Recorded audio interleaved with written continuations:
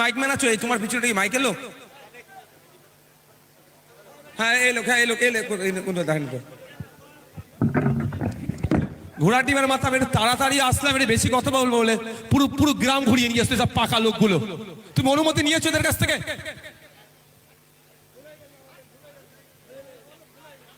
আমি বক্তব্য শেষ করে দিই, ছেড়ে দিই তাহলে এবার। তো এখানে এই মেয়েগুলো কি দোষ করেছে? পাকা হয়ে যাচ্ছ বেশি নাকি তোমরা? তোমার নেতৃত্ব এখানে তুমি না বলে কোথায় নিয়ে যাবে আমাকে? তোমার নেতৃত্ব এখানে কি বলেছে, কথা বলেছে ওদের সাথে? এর অবজারভার কে? মুসা ভাইয়ের সাথে কথা বলেছো তুমি? ওদিকে আমাকে নিয়ে আসবে, কোন দিকে নিয়ে আসবে না নিয়ে আসবে? পাকা লোক এখানে বার করো, এখান থেকে এখানে আসো, মনে বসার জায়গা ওটা।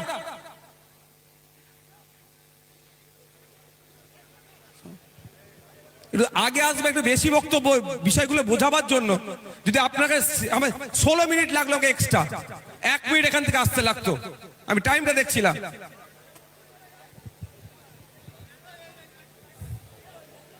আমি একদম ইনডিসিপ্লিন পছন্দ করি না ভাই।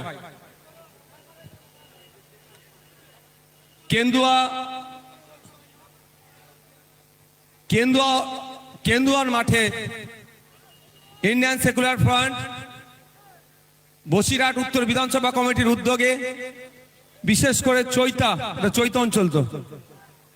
চৈতা অঞ্চলের ব্যবস্থাপনায় আজকের আমাদের অধিকার সমাবেশ। আমার পূর্বেকার বক্তারা এই বিষয়ে অনেক বক্তব্য দিয়েছেন, আপনারা শুনেছেন। আমি গুটি কয়েক কথা বলবো। মাগরিব হতে যতটুকু সময় লাগবে ভাই, কারণ তার মাগরিবের পরে বক্তব্য দেওয়া যায় না, নামাজ হবে তারপরে বক্তব্য দেওয়া সম্ভব নয় ভাই। সেজন্য একটু আগে আসতে চেয়েছিলাম, কিন্তু কমিটির কিছু পাকা লোক আছে যারা কমিটির সাথে না কথা বলেই আমার 16 মিনিট নষ্ট করলো রাস্তায়, যেটা 1 মিনিটে চলে আসতে পারতাম আমি এদিকে। পাকা লোকের অভাব তো নাই। এর দ্বিতীয়বার যদি আমি দেখি কিন্তু এই কথা, আমি নেতৃত্ব থেকে কিন্তু ছেড়ে কথা বলবো না, আমি বলে দিচ্ছি একদম। আমি বলে দিলাম, যত বড়ই কে যে নেতৃত্ব হোক না কেন, আমার টাইম যদি নষ্ট করে, কিন্তু আমার বক্তব্য দেওয়ার মুডটাকে নষ্ট করে দিল। আজকে ওয়াকাফ নিয়ে আমরা চিন্তিত,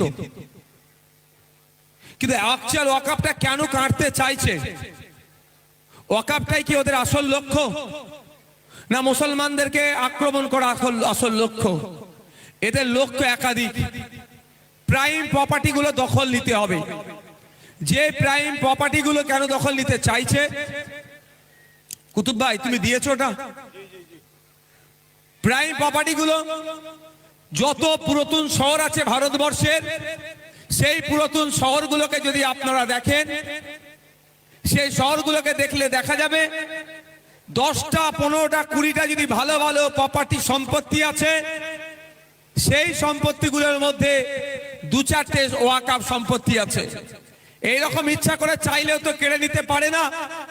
সেই জন্য বাবুদের পছন্দ হয়েছে ওই ভ্যালুয়েবল প্রপার্টিগুলো দখল করতে হবে।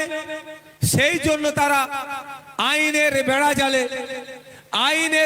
জালে নিজের মতো করে আইন তৈরি করে কেড়ে নেওয়ার চেষ্টা করছে। বাবু এখানে দাঁড়ালে হবে না, এখানে দাঁড়ালে হবে না, যা বসো, নাহলে চলে যাও বাড়ি, নাহলে বাড়ি চলে যাও, সিধে কোনো সমস্যা নেই। ভিড় করে কিচ্ছু লাভ হবে না যদি শৃঙ্খলাবদ্ধ না হতে পারি। তো আইনের বেড়া জালে আইন এমন তৈরি করেছে সংখ্যার জোর দেখিয়ে। সংবিধানের article 14, article 15, article 26, article 300(a) একাধিক ধারাতে আক্রমণ চালিয়েছে। লক্ষ্যটা কি? আজকে ভ্যালুয়েবল প্রপার্টিগুলোর মধ্যে মুসলিমদের ওয়াকাফ সম্পত্তি আছে, সহজেই দখল করে নেবে। কালকে গির্জার সম্পত্তি থাকলে দখল করার অপচেষ্টা চালাবে। তারপরের দিনে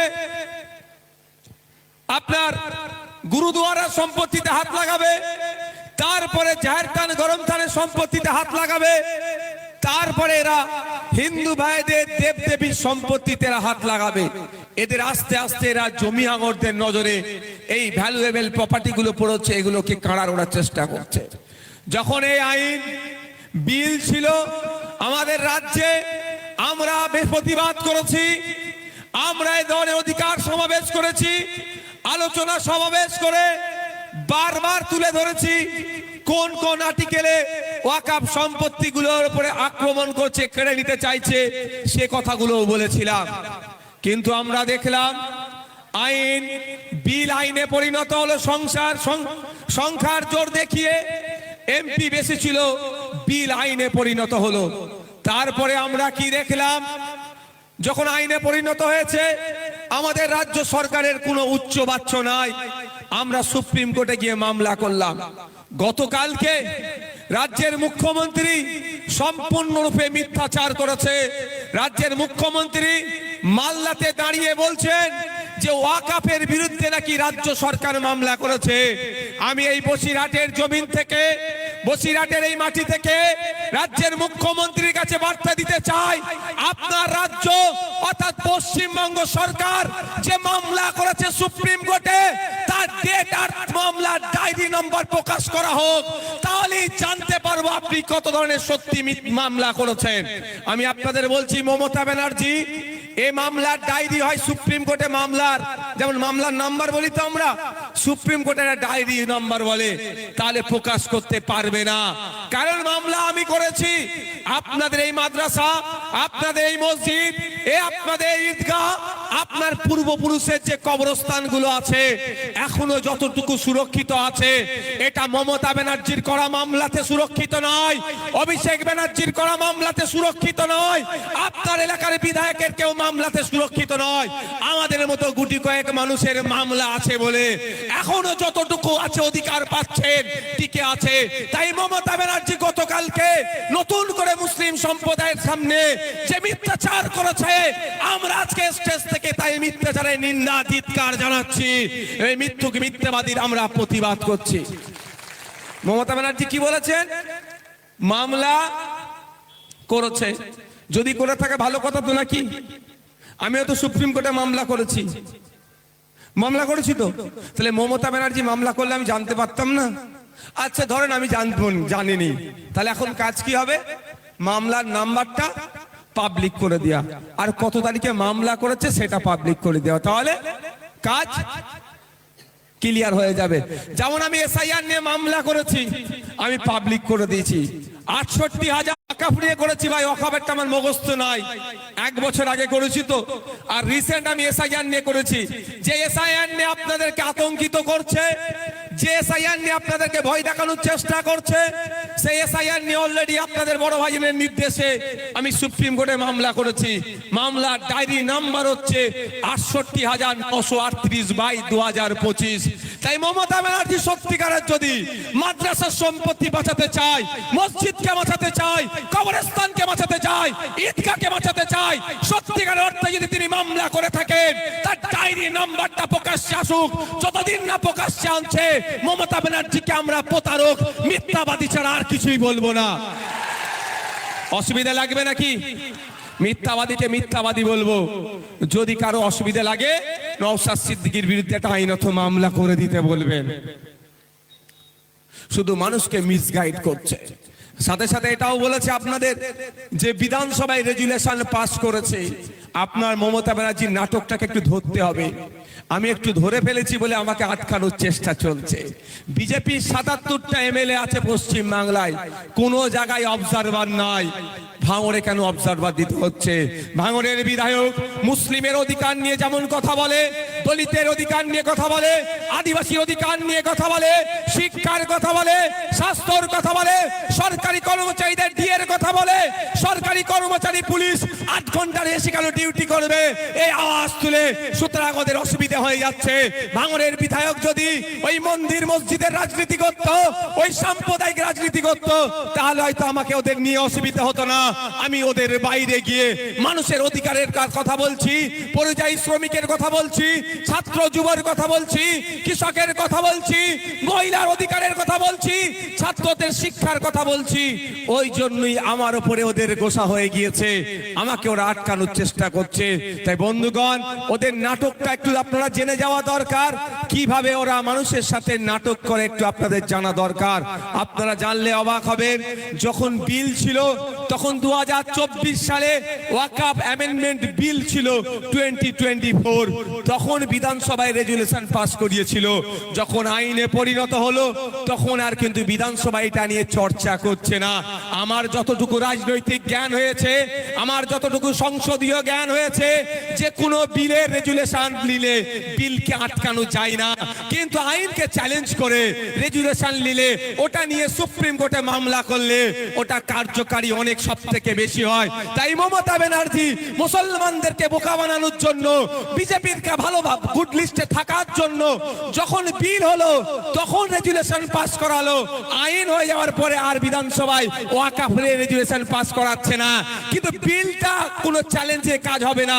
যখন আইন হয়েছে যদি রেজুলেশন পাস করায়, সেই রেজুলেশনটা নিয়ে সুপ্রিম কোর্টে গেলে এই আইনটা ধাক্কা খেতে কি গো পারে। আর ধাক্কা খেলে কার অসুবিধা হবে? কার হবে? এটা জোরে বলুন না। বিজেপির হবে। বিজেপির অসুবিধা হোক মমতা ব্যানার্জি কোনোভাবেই চাইবে না। তাই আপনাদের বলবো, আপনাদের সাথে যারা বেঈমানি করলো, বিচারিতা করেছে, এর জবাব দিতে হবে কি হবে না?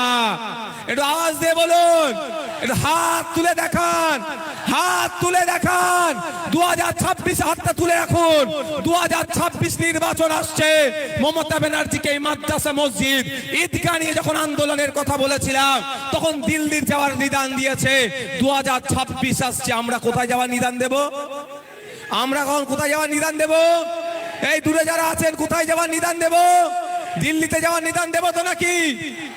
আমরা যখন মাদ্রাসা বাঁচানোর কথা ভাবছিলাম, মসজিদ বাঁচানোর কথা ভাবছিলাম, আপনারা এখানটা এত ভিড় করে আছেন কি রাখার জন্য? বসো এখানে, বসো। ভলেন্টিয়ার বেশি জাম করে ফেলছে তো।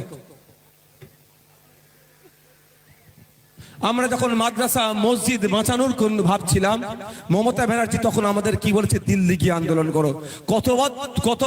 কত বড় মিথ্যুক বলুন তো এই দল। এরা আপনাকে আমাকে বলছে এটা দিল্লি থেকে পাস হয়েছে, দিল্লি গিয়ে আন্দোলন করো। এসআইআর যে হবে আমাদের রাজ্য, এটা কোথা থেকে বলা হয়েছে? ইলেকশন কমিশন অফ ইন্ডিয়া বলেছেন। তার সদর দপ্তর কোথায়? দিল্লিতে। তাহলে এসআইআর এর বিরুদ্ধে আন্দোলন করতে তৃণমূলের কোথায় যাওয়া দরকার ছিল? হ্যাঁ বলুন। তা করেনি, এরা এখানেই করছে। কিন্তু আপনার মসজিদের বাঁচানোর আন্দোলন আপনি করতে গেলে দিল্লি যাওয়ার নিধান দিচ্ছে। তবে এই তৃণমূলের আমলে শুধু মসজিদের জায়গা অসুরক্ষিত নয়, একটু খোঁজ নিয়ে দেখুন আমার হিন্দু সমাজের ভাইদেরকে, বাপেদেরকে, মায়েদেরকে।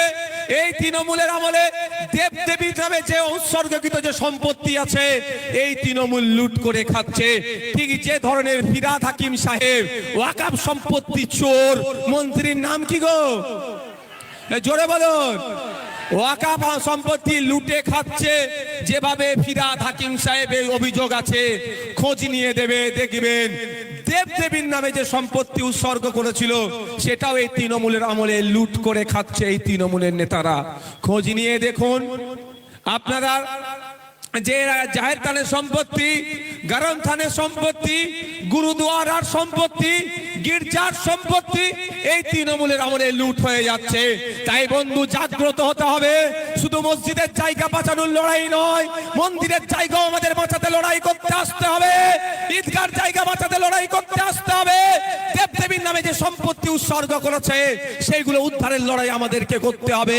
জাহের থানের সম্পত্তি, গরম থানের সম্পত্তি, গির্জার সম্পত্তি, গুরুদুয়ারার সম্পত্তি যেগুলো লুট হয়ে গিয়েছে, আগামী দিনে আমরা ক্ষমতায় আসলে সম্পত্তি উদ্ধার করে গির্জার সম্পত্তি গির্জাকে বুঝিয়ে দেব। আপনার গরম থান, জাহের থানের সম্পত্তি তাদেরকে বুঝিয়ে দেব। দেবদেবীর নামে যে সম্পত্তি আছে সেইগুলো উদ্ধার করে তাদের সেবায়েতের হাতে তুলে দেব। ওয়াকফ যে সম্পত্তি আছে সেগুলোকে উদ্ধার করে মোতোয়াল্লি ওয়াকফ বোর্ডের হাতে তুলে দেব। না শুধু মসজিদের জায়গার জন্য লড়াই করবেন কি গো?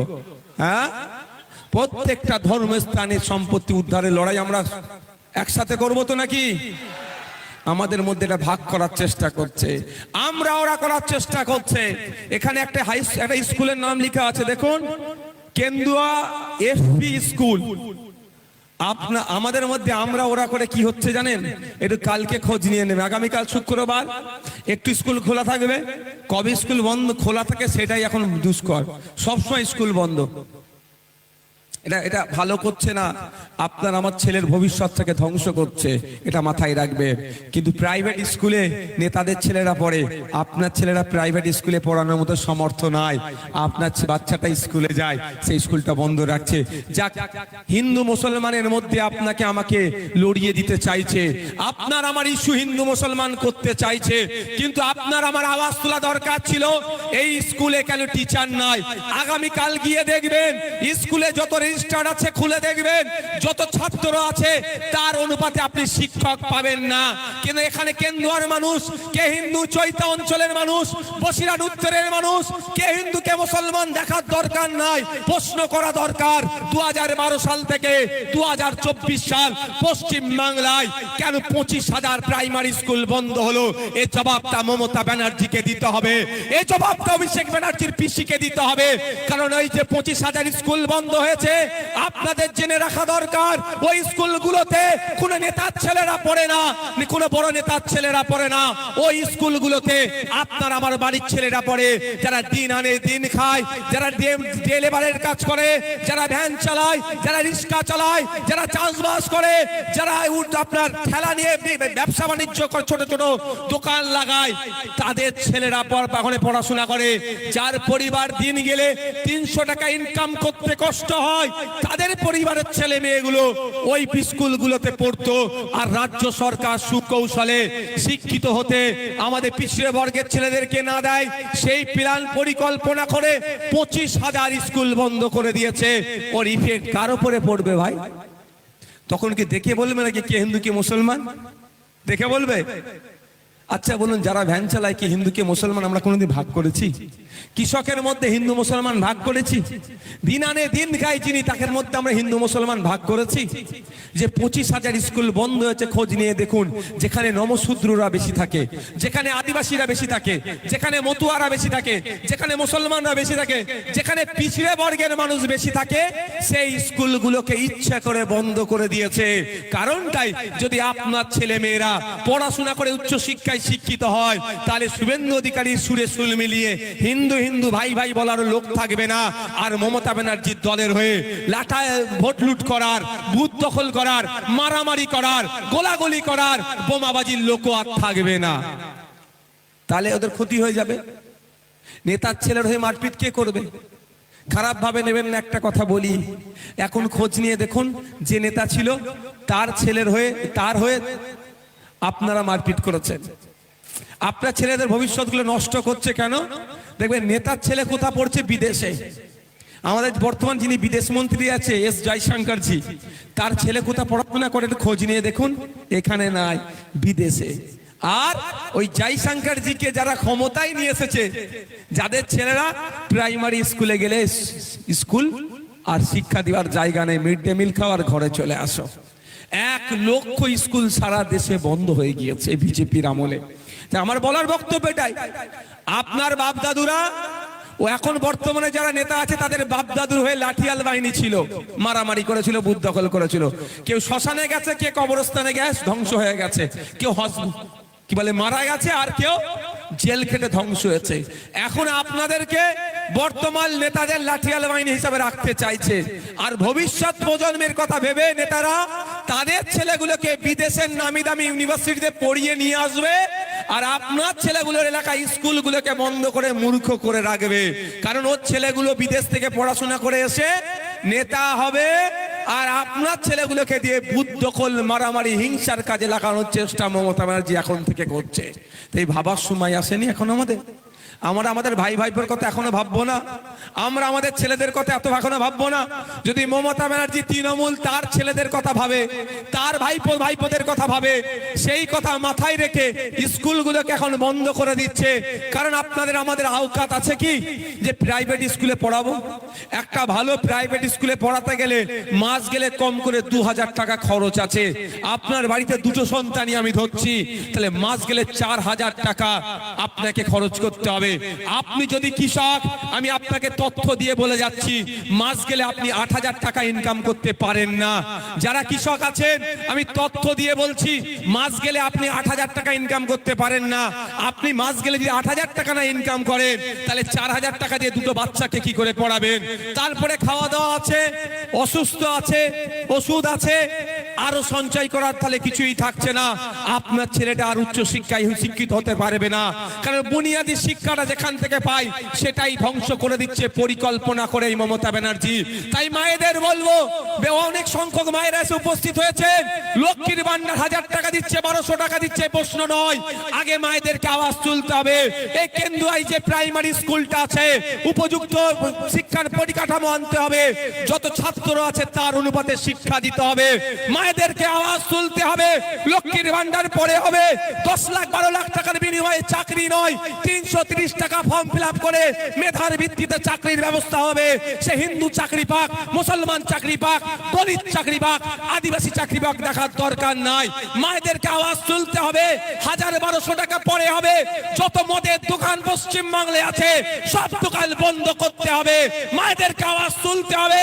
1,000-1,200 টাকা পরে হবে। 1,000-1,200 টাকার গল্প রাখুন। স্কুল যে 25,000 পশ্চিম বাংলায় বন্ধ করেছেন সেটা খোলার ব্যবস্থা করুন। মায়েদেরকে আওয়াজ তুলতে হবে। 1,000-1,200 টাকার গল্প পরে হবে।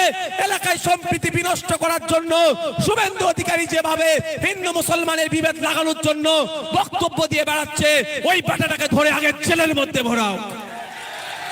তাই তো নাকি? মা আপনাকে 1,000-1,200 দিচ্ছে, আপনার ছেলেটা যখন স্কুলে যাচ্ছে মিড ডে মিল খেয়ে বাড়ি চলে আসছে। আমি যদি মিথ্যে কথা বলি, আজকে বাড়িতে যাবেন, যে বাচ্চাগুলো বাড়িতে আছে ক্লাস 4 এর বাচ্চাকে ডাকবেন, অঙ্কের বইটা খুলে দেবেন, অনুশীলন 1 1 নম্বর অনুশীলনের অঙ্কটা করতে দেবেন।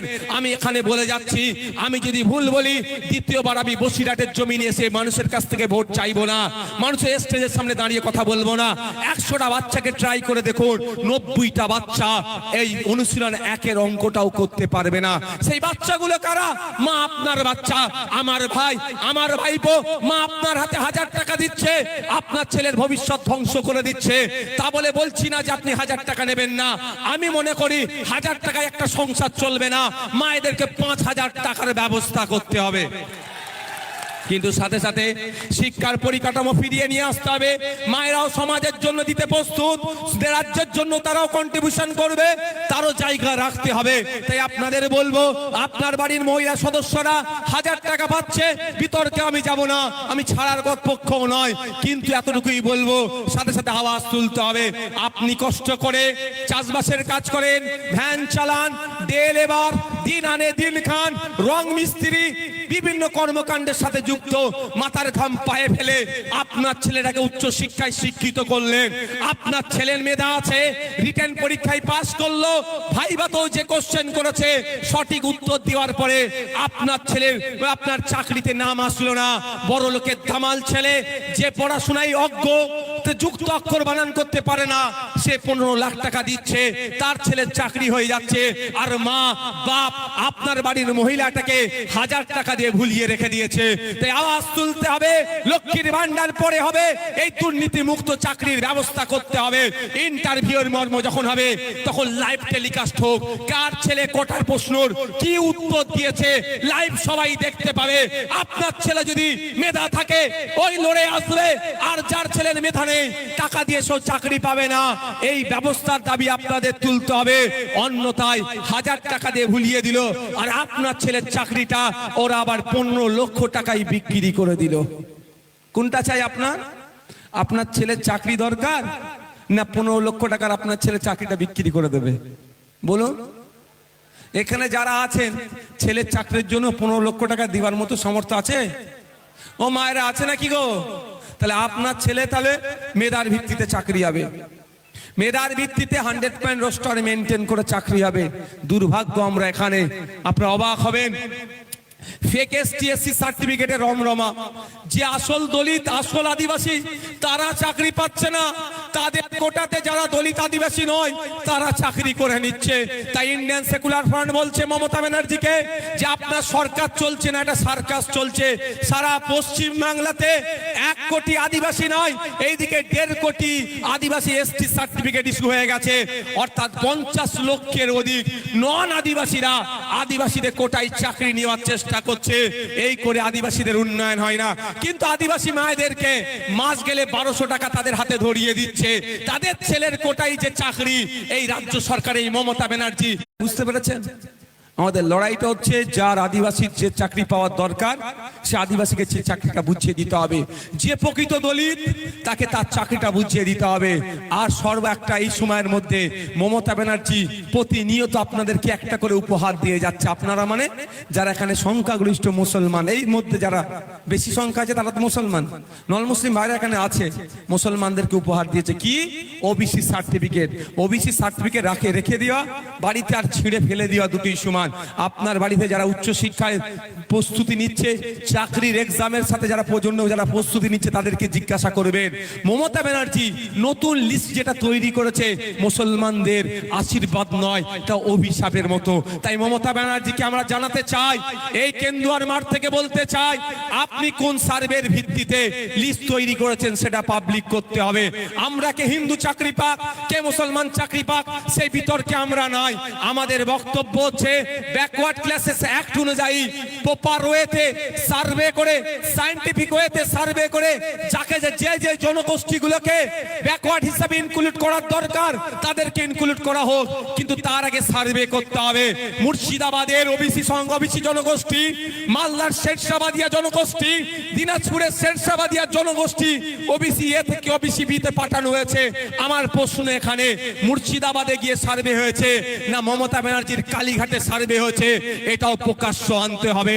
আমি মমতা ব্যানার্জিকে বলতে চাই, আপনি মুসলমানদেরকে নিয়ে, আপনি দলিতদেরকে নিয়ে যে দ্বিচারিতা করছেন, আপনি আদিবাসীদের সাথে আবেগকে নিয়ে যে দ্বিচারিতা করছেন, এই দ্বিচারিতার জবাব কিন্তু আগামী দিনে এই বসিরহাট থেকে, এই বারাসাত থেকে, এই ঝাড়গ্রাম থেকে, এই ঠাকুরনগর থেকে, রাজ্যের বিভিন্ন প্রান্ত থেকে যারা আমরা পিছড়ে বর্গের মানুষ ঐক্যবদ্ধ হয়ে আপনার কাছ থেকে কিন্তু জবাব চাইতে চাবো। আপনি তখন পালিয়ে বাঁচতে পারবেন না গণতান্ত্রিক প্রক্রিয়ায়। আপনাকে আমরা পালিয়ে চলে গেলে, পালিয়ে বাঁচতে পারবেন না শব্দটা আমি প্রত্যাহার করলাম। পালিয়ে চলে গেলে কিন্তু হবে না, আপনার কাছ থেকে আমরা উত্তর নিয়ে আমরা ছাড়বো। আপনারা অবাক হবে, আপনাদের বাড়ির যে ছেলে মেয়েরা উচ্চ শিক্ষায় শিক্ষিত হয়েছে, কষ্ট করেছেন, আপনারা মেহনতে টাকা দিয়ে পড়িয়েছেন, এবার চাকরির জন্য একটু প্রিপারেশন নিচ্ছে, একটু খোঁজ নিয়ে দেখবেন। আমি যদি ভুল বলি একটু খোঁজ নিয়ে দেখবেন। যা 2-4টে শিক্ষক দেখতে পাচ্ছিলেন, মমতা ব্যানার্জি আপনাদেরকে যা অভিশাপ দিয়েছে সেটাও আর পাবেন না, এমন ওবিসিটা করেছে। আর কিন্তু বাইরে মুসলিম তোষণের গল্প শোনাচ্ছে। মুসলিম তোষণের জন্য আমি মমতা ব্যানার্জি মুসলমানদেরকে শোষণ করছে, আদিবাসীকে ভালোবাসার নাম করে আদিবাসীর অধিকারকে কেড়ে নিচ্ছে। আপনারা অবাক হবেন। আবার আমাদের নদিয়া জেলার একটি ঈদগাহকে দখল করে নিতে চাইছে তৃণমূলীরা, সেখানে সরকারি প্রকল্প করবে। কেন্দ্রের বিজেপি সরকার আইনের মাধ্যমে দখল করতে চাইছে মসজিদ। এখন মসজিদ, আগামী দিনে মন্দিরকে ওরা ছাড়বে না, মন্দিরের জায়গাকে এরা ছাড়বে না। এরা জমি হাঙর, ভালো জমি এরা পেলেই নেবার চেষ্টা করছে। এখন ভালো জমির মধ্যে ওয়াকফ গুলো আছে, ওয়াকফ নেবে, কালকে অন্যগুলো নেবে। তাই আজকে থেকে আমাদের লড়াই শুরু করতে হবে। তো যেটা বলছিলাম, ঈদগার জমি দখল করছে কে? তৃণমূলের সরকার, রাজ্য সরকার। এটা বলে যাচ্ছে আপনাদের। আজকেও মুর্শিদাবাদে নাকি অনেক বড় বড় কথা বলেছে। মমতা ব্যানার্জি যদি সাহস থাকে, আমি আর মমতা ব্যানার্জিকে বসার ব্যবস্থা আপনারা করুন, চ্যালেঞ্জ করুন। একদিকে মমতা ব্যানার্জি থাকবে, উল্টো দিকে আমি থাকবো, মধ্যখানে ক্যামেরা থাকবে, আর কেউ থাকবে না। আমি প্রমাণ করে দেবো পশ্চিম বাংলার মানুষের 1947 থেকে 2011-তে যত না ক্ষতি করেছে এই মমতা ব্যানার্জি, 2011 থেকে 2025 সব থেকে বেশি ক্ষতি মুসলমানদের করেছে, দলিতদের করেছে, আদিবাসীদের করেছে এই মমতা ব্যানার্জি। পশ্চিম বাংলার শিক্ষিত যুবকদের করেছে, এটা আমি প্রমাণ করে দেবো। আর আমি যদি না প্রমাণ করাতে পারি, আমাকে যদি তৃণমূলের ঝান্ডাটা ধরাতে বলে মমতা ব্যানার্জি, আমি হাসতে হাসতে ধরে নেব, আমি যদি ভুল হয়। আর মমতা ব্যানার্জি যদি ভুল হয়ে যায়, আমাদের ঝান্ডা আমি ধরাবো না, বলবো আমি আপনার বাংলার মানুষকে এবার নিস্তার দিন, আপনি একটু অব্যাহতি নিন। হবে? চ্যালেঞ্জ গ্রহণ করুক, আমি পদে পদে বুঝিয়ে দেব প্রত্যেকটা কথাই কোথায় কোথায় মিথ্যে কথা বলছে, আমি প্রত্যেকটা অ্যাঙ্গেলে আমি ধরে দেখিয়ে দেব যে আপনি পশ্চিম বাংলার মানুষের সাথে দ্বিচারিতা করেছেন, আপনি আদিবাসীদের ভালোবাসার কথা বলছেন। সংবিধান প্রদত্ত অধিকার 6 শিডিউল, যে 6 শিডিউল যদি বাস্তবায়ন হয়, কোন আদিবাসীকে আর কোন স্কলারশিপের প্রয়োজন হবে না। আদিবাসী ভাইরা মাথা তুলে বাঁচতে পারবে, মেন স্ট্রিমে থাকতে পারবে, তাদের উন্নয়ন হবে, তাদের শিক্ষা প্রতিষ্ঠান বানাতে পারবে, তারা স্বাস্থ্য কেন্দ্র বানাতে পারবে, তাদের জয় জয়কার হয়ে যাবে।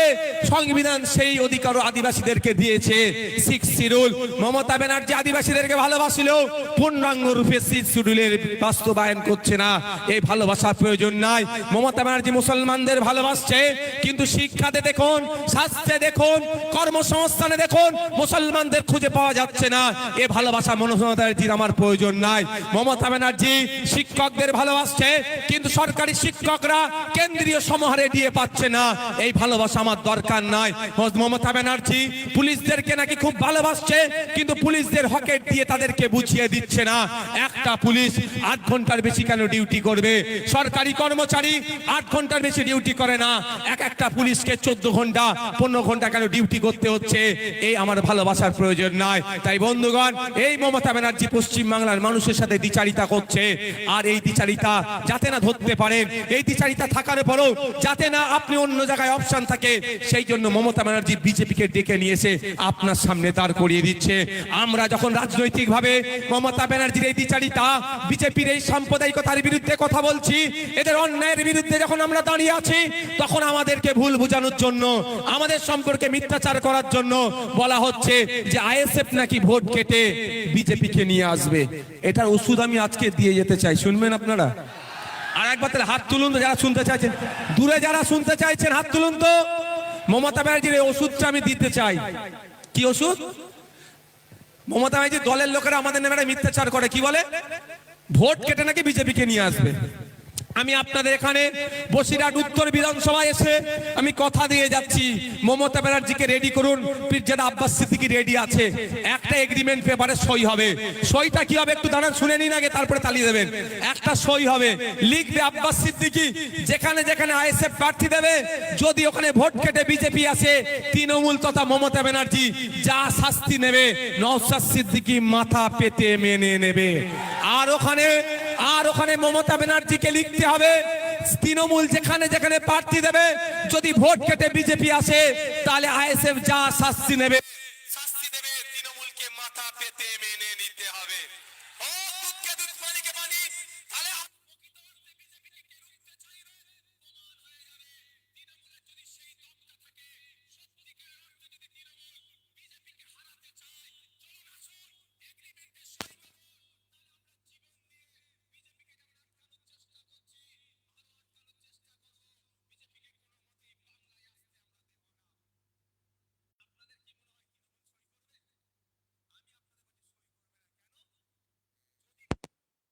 বাইককে তারা গ্যারেজ করে দেবে তো। যদি বিজেপিকে আটকাতে যায়, এই তোলাবাজ নেতাগুলোকে গ্যারেজ করে দেবে। চাকরি চুরি করলো, কয়লা চুরি করলো, বালি চুরি করলো, গরু চুরি করলো, আবাস যোজনাতে কাটমানি খেলো, 100 দিনের কাজের টাকা চুরি করলো। এমন কোন জায়গা নেই যে এরা দুর্নীতি করেনি। করতে করতে মৃত মানুষের চোখটাকেও এরা চুরি করে নিল। এই চোরেরা বাঁচার জন্য বিজেপিকে পশ্চিমবাংলায় আস্তে আস্তে জায়গা করে দিচ্ছে। এই চোরেদের যদি সাহস থাকে, চোর বলেই বলছি এদেরকে চোর বলেই বলছি, যদি এদের সাহস থাকে এগ্রিমেন্টে আসুক, আইএসএফ একদিকে সই করবে, উল্টো দিকে তৃণমূলকে সই করবে, তাহলে দেখা যাক দুধকে দুধ, পানিকে পানি হয়ে যাবে। আমরা যদি বিজেপির কাছ থেকে টাকা নিয়ে বিজেপিকে সুবিধা করতে চাই, তাহলে আর সই করবো না। আর কেউ যদি বিজেপির হাত থেকে বাঁচার জন্য, ভাই বোর হাতকে জেল থেকে বাঁচানোর জন্য না সই করে, তাহলে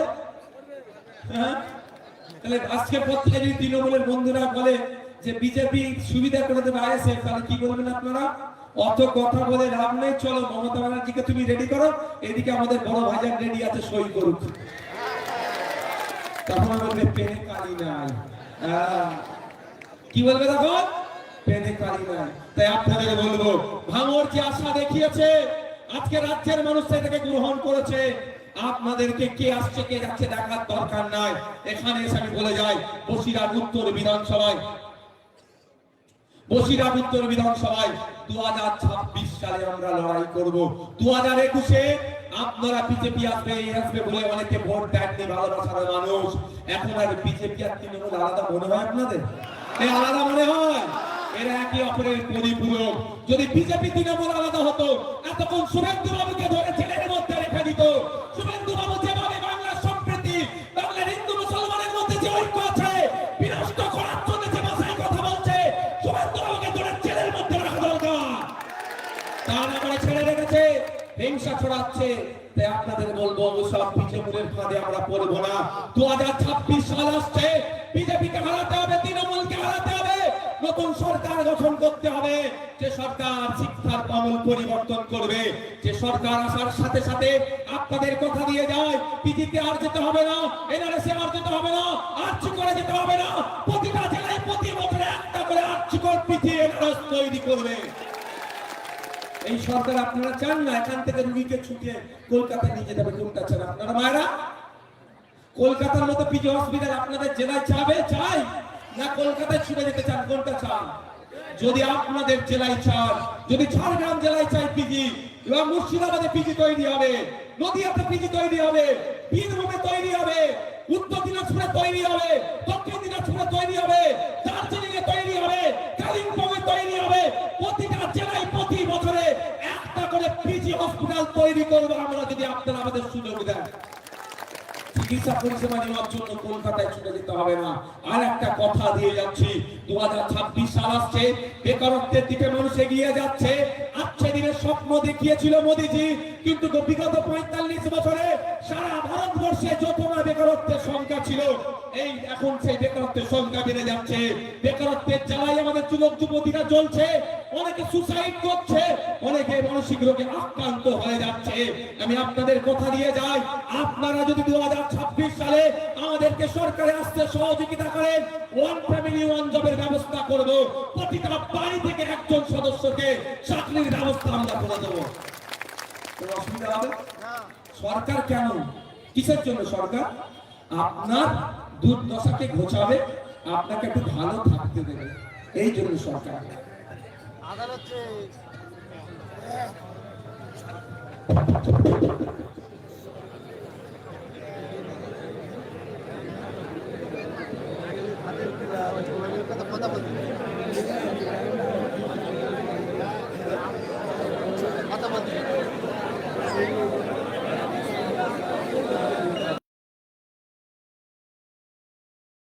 माननीय सदस्यगण, आज हम सदन में हमारे राष्ट्रीय गीत वंदे मातरम की 150 वर्ष की यात्रा का स्मरण कर रहे हैं।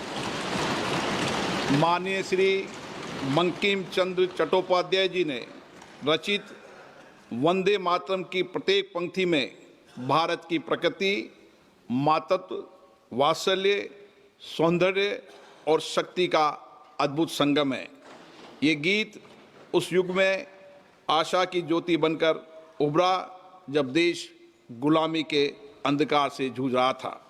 ये गीत ने लाखों भारतीयों को अपने भीतर स्वतंत्रता का स्वप्न देखने का साहस दिया। असंख्य स्वतंत्रता सेनानी फांसी के तख्ते पर चढ़ते हुए और गोलियों का सामना करते हुए, यातनाओं को सहते हुए अपने अंतिम क्षणों में भी वंदे मातरम का उद्घोष करते रहे और मातृभूमि के चरणों में अपना सर्वस्व अर्पित कर दिया। आज हम उन याद अज्ञात सभी वीरों को प्रणाम करते हैं जिनके बलिदान ने वंदे मातरम को केवल एक गीत नहीं बल्कि राष्ट्रीय संकल्प का प्रतीक बना दिया। वंदे मातरम की ऊर्जा आज भी उतनी प्रखर है जितनी स्वतंत्रता संग्राम के दिनों में थी। अतः मैं माननीय प्रधानमंत्री जी से अनुरोध करता हूं कि वह